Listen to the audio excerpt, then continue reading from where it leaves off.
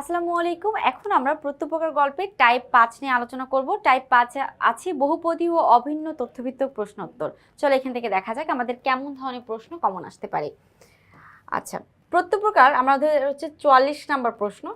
প্রত্যুপকার গল্পে মহৎ ব্যক্তি হলেন, মহৎ ব্যক্তিটাকে এখানে 3 স্টার দেওয়া আছে, খলিফা, আব্বাস, বন্দি লোকটি। আচ্ছা, মহৎ ব্যক্তি বলতে বোঝাচ্ছে সে খুব উদার প্রকৃতির, তার গুণ অনেক বেশি, দয়ালু সে। তিনোটাই হবে। খলিফা সে নিজেই দয়ালু ছিলেন, আব্বাস সেও উপকারী অপকার স্বীকার করেছেন, বন্দি লোকটি সেও কিন্তু উপকারী অপকার স্বীকার করেছেন। তো সঠিক উত্তর হচ্ছে 3 নাম্বার, অর্থাৎ 1 2 3 তিনোটাই সঠিক। 4।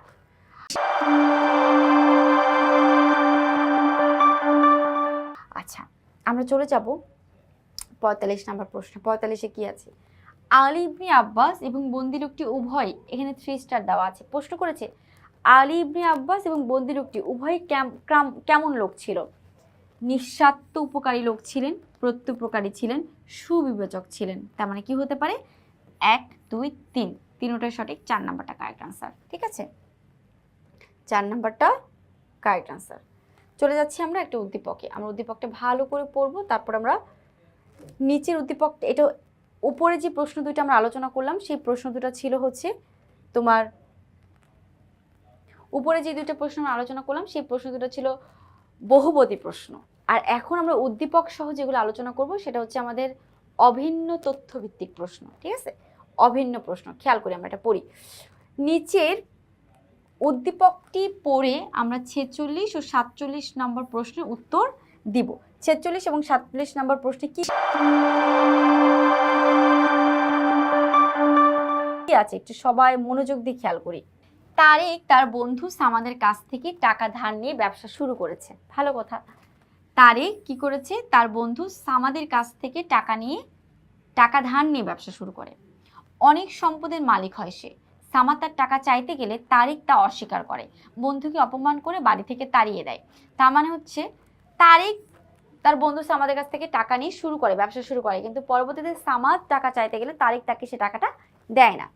উদ্দীপকের তারেক প্রত্যুপকার গল্পের আব্বাসের সঙ্গে কোন দিক দিয়ে বৈসাদৃশ্যপূর্ণ? বৈসাদৃশ্য, বই মানে হচ্ছে না বা নয়, আর সাদৃশ্য মানে মিল আছে এমন। তো অর্থাৎ বৈসাদৃশ্য যদি আমরা পুরোপুরিভাবে এটা কাউন্ট করি, এটার অর্থ কি, তাহলে অর্থ হচ্ছে মিল নেই, এটাকে বোঝায়।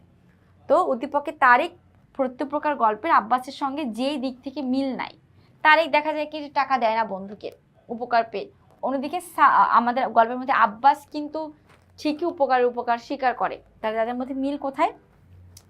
অমিল কোথায়? অকৃতজ্ঞতায়, এটা হবে না। কৃতঘ্নতায়, এটাও না। স্বার্থপরতায়, এটাও না। সঠিক উত্তর হচ্ছে 2 নাম্বার, প্রত্যুপকারে, অর্থাৎ উপকারের দিক থেকে দুজনের মধ্যে বৈসাদৃশ্য আছে।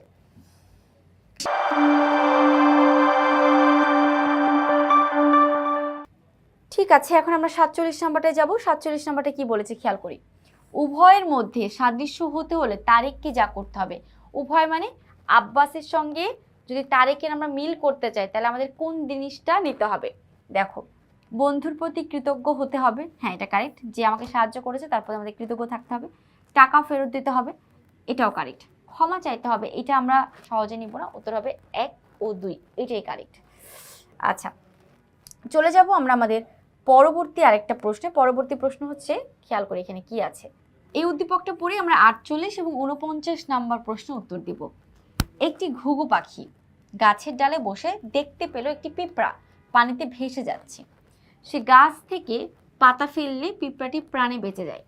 কিছুদিন পর পিঁপড়াটি দেখে এক শিকারী ঘুঘু মারার জন্য তীর ছুঁড়ছে।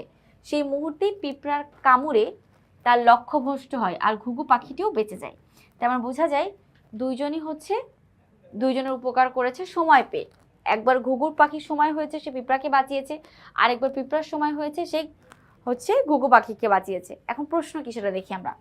উদ্দীপকের মূল ভাব কোন রচনার সঙ্গে সাদৃশ্যপূর্ণ?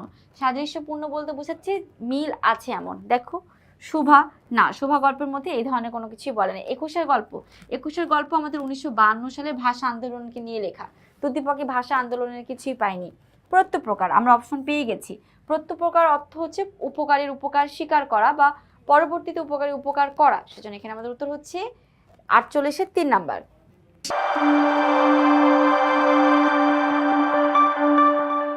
আচ্ছা, আমরা চলে যাব আমাদের পরবর্তী প্রশ্নে কি আছে 49-এ। খেয়াল করি আমরা সবাই।